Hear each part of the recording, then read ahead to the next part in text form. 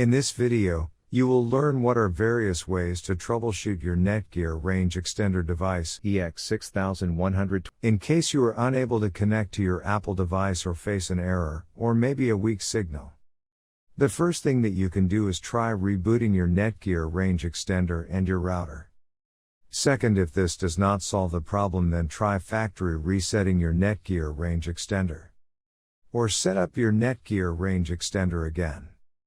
The third thing that you can do is make sure that you are using the latest firmware version on your Netgear Range Extender.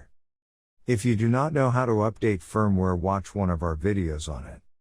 In case if you are still facing any issue with your Netgear Range Extender device, get in touch with our Netgear Range Extender experts for instant solutions.